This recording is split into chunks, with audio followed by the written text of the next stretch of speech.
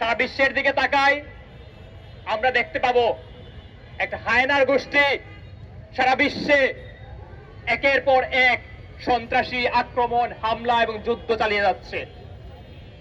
আমরা দেখতে পাবো পৃথিবীর যেই প্রান্তে, সেটা এশিয়া হোক আর ল্যাটিন আমেরিকা হোক, যেখানে মার্কিনদের বিরুদ্ধে কোন রাষ্ট্র, কোন দেশ কিংবা কোন রাজনৈতিক দল কিংবা মতাদর্শ যখন স্পষ্টভাবে বিরোধিতা করে, মার্কিন সাম্রাজ্যবাদের বিরুদ্ধে স্পষ্টভাবে বিরোধিতা করে, কিংবা ইসরায়েলি জায়নবাদের বিরুদ্ধে, প্যালেস্টাইনের মুক্তি সংগ্রামের পক্ষে স্পষ্ট অবস্থান যখনই নেয়, আমরা দেখতে পাই ওই হায়নার দল মার্কিনীদের নেতৃত্বে, ইসরায়েলের নেতৃত্বে একের পর এক আক্রমণ চালিয়ে যায়।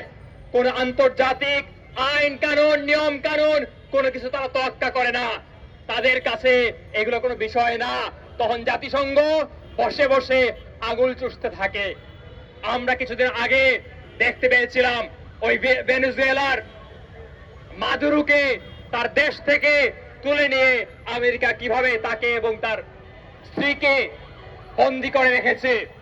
ঠিক একই পন্থায় আমরা দেখতে পেলাম কয়েকদিন আগে ওই ইসরায়েল এবং আমেরিকার যৌথ নেতৃত্বে ইরানে সামরিক অভিযান চালানো হলো, বোমা হামলা চালানো হলো, একের পর এক টার্গেট করে করে প্রাইমারি স্কুল, হসপিটাল এসব ধ্বংস করে দেওয়া হলো।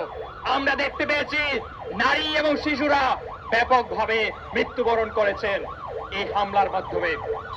এবং একই সাথে দেখলাম আমরা ইরানের অন্যতম শীর্ষ নেতৃত্ব তারা মৃত্যুবরণ করলেন ওই হামলায়।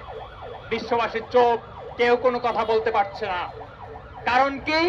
কারণ ওই সাম্রাজ্যবাদের পক্ষে তাদের অবস্থান নিতে হবে।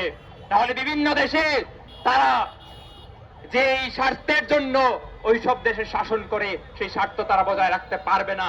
আমরা বাংলাদেশেও একই চিত্র দেখতে পেলাম। আমরা দেখতে পেলাম ওই যখন ইরানে আমেরিকা হামলা করছে, তখন বাংলাদেশ সরকারকে আমরা দেখলাম মিন করে ইরানের বিপক্ষে বিবৃতি দিতে। এদেশের মানুষের পক্ষে সে অবস্থান নিতে পারে নাই, এবং একটা গোষ্ঠী দাঁড়িয়ে যায় তখন সাফাই গাওয়ার জন্য, বলতে চায় বাংলাদেশের সক্ষমতা নাই, বাংলাদেশে হ্যান তাই তেন নাই, এই ধরনের কথাবার্তা বলে এই ধরনের সাম্রাজ্যবাদের যে পাচারা বিবৃতি, সেগুলোকে সমর্থন দেওয়ার জন্য একটা শিক্ষিত মহল দাঁড়িয়ে যায়। কিন্তু যখন বাংলাদেশের সক্ষমতার প্রশ্ন আসে, কিন্তু যখন বাংলাদেশের জাতীয় স্বার্থের প্রশ্ন আসে, তখন আমরা দেখতে পাই এই গোষ্ঠীকে, ওই সাম্রাজ্যবাদী গোষ্ঠীর পক্ষে থাকতে। আমাদের দেশের সমুদ্র বন্দর কিংবা যে টার্মিনাল গুলা, সেগুলা যখন বৈদেশিক কোম্পানির কাছে হস্তান্তর করার বিষয় আসলো, চুক্তি করার বিষয় আসলো, তখন আমরা দেখলাম এই গোষ্ঠী আমেরিকার পক্ষে অবলম্বন করছে, দেশের জনগণের পক্ষে অবলম্বন করলো না। একইভাবে আমরা দেখতে পেলাম বাংলাদেশে আমেরিকার সাথে যে বাণিজ্য চুক্তি করা হয়েছে, সেই চুক্তির ক্ষেত্রেও তারা কোনো বিরোধিতা করে না। অর্থাৎ বাংলাদেশকে দীর্ঘমেয়াদে পঙ্গু বানিয়ে রেখে বাংলাদেশের কোন জাতীয় সক্ষমতা তৈরি না করার পক্ষে তারা মূলত আমেরিকার স্বার্থটাই হাসিল করে। আমরা যখন দেখি বাংলাদেশের খনিজ সম্পদের কথা যখন আলোচনায় আসে, তখন আমরা দেখতে পাই বাংলাদেশের ওই গ্যাস অনুসন্ধান যে রাষ্ট্রীয়ত্ব কোম্পানি আছে, সেটাকে পঙ্গু বানিয়ে রাখা হয়। সেই সব কাজ আমরা দেখলাম যে বিদেশি কোম্পানিগুলোকে দেওয়া হয়। আমরা যখন দেখি যে বাংলাদেশের টার্মিনাল, বাংলাদেশের শ্রমিক এবং বাংলাদেশের কোম্পানি দ্বারা পরিচালিত করার উদ্যোগ নেওয়ার প্রশ্ন আসে, তখন তারা এটাকে বাইপাস করে তার বিদেশিদের উপর নির্ভরশীল হতে চায়। এই যে অবস্থা, এই অবস্থায় বাংলাদেশের প্রতিটা প্রধান যে রাজনৈতিক দলগুলো আছে, তারাও একইভাবে আসলে সম্মতি জ্ঞাপন করে। আমরা একটা নির্বাচন দেখলাম, যে নির্বাচনের মাধ্যমে অনেকগুলা রাজনৈতিক দলের অনেকগুলা তথাকথিত ভাবে আধিপত্যবাদ বিরোধী নেতা নির্বাচিত হয়েছেন, সংসদে পৌঁছেছেন। আমরা দেখব যে এই সব নেতৃবৃন্দের মুখ দিয়া কখনোই মার্কিন সাম্রাজ্যবাদের বিরুদ্ধে কোনো কথা বলতে দেখব না। আমরা একটা কাগজে আধিপত্যবাদ বিরোধিতা তাদের মুখ দিয়ে দেখতে পাবো।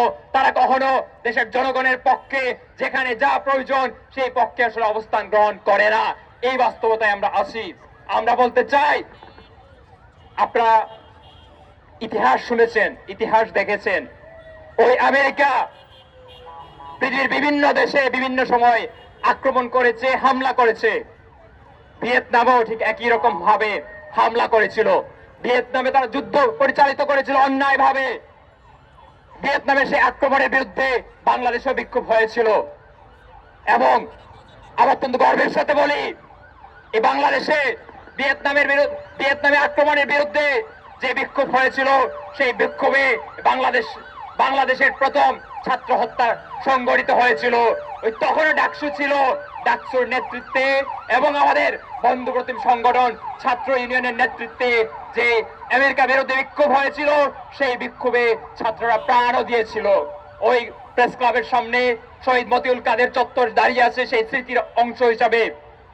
আজকে সেই 26 সালে আমরা দেখতে পেলাম সেই ইরানে হামলা করা হচ্ছে, ভেনেজুয়েলাতে হামলা করা হচ্ছে, এবং আমরা একই সময় দেখছি বাংলাদেশে ঢাকা বিশ্ববিদ্যালয়ে ডাকসুর মতো একটা প্রতিষ্ঠান সক্রিয় আছে। কিন্তু অত্যন্ত দুঃখের বিষয়, এর বড় কোনো প্রতিবাদ তাদের দ্বারা সংগঠিত হইতে দেখি নাই। বরং তাদের যে রাজনৈতিক দল, তারা যেই দলের ন্যায্য ভিত্তি করে, তারা স্পষ্টভাবে ঘোষণা দিয়ে এই মার্কিনীদের পক্ষে থাকে। তারা যেই দল করে, সেই দল স্পষ্টভাবে মার্কিনীদের আরেক মিত্র তুরস্কের পক্ষেই থাকে। এটা লজ্জার ব্যাপার। ঢাকা বিশ্ববিদ্যালয়ের যে সাম্রাজ্যবাদ বিরোধী চরিত্র, সেই ভিয়েতনাম সংহতির মাধ্যমে আসলে গঠিত হয়েছিল, সেই সাম্রাজ্যবাদ বিরোধী চরিত্র এই বর্তমান ডাকসু শিবিরের নেতৃত্বের ডাকসু আসলে সেই চরিত্রকে ধ্বংস করেছে। আমরা বলতে চাই, বাংলাদেশের মেহনতি মানুষ, শ্রমিক, কৃষক সবসময় আধিপত্যবাদের বিরুদ্ধে অবস্থান করে, কিন্তু এটাকে যে রাজনৈতিক রূপ দেবে, সেই রাজনৈতিক দলগুলা প্রতিটাই হচ্ছে বিদেশি শক্তিদের আসলে দালাল। এই দালালদের বিরুদ্ধে যদি আমরা অবস্থান না নিতে পারি, তাহলে বাংলাদেশকে কখনোই আসলে এই সাম্রাজ্যবাদী শক্তির রাহুগ্রাস থেকে আমরা মুক্ত করতে পারবো না। ফলে তো বাংলাদেশের জনগণের সংগ্রাম আসলে এই দালালদের বিপক্ষে হওয়া প্রয়োজন। এই সংগ্রামে আমরা সবাইকে পাবো এই প্রত্যাশা করি, এবং আমাদের এই আগামী দিনের যে এই আধিপত্যবাদ বিরোধী, সাম্রাজ্যবাদ বিরোধী যে মিছিল, সেই মিছিলে সামিল হবেন এই প্রত্যাশা রাখি। আমার বক্তব্য এখানে শেষ করলাম। ধন্যবাদ সবাইকে।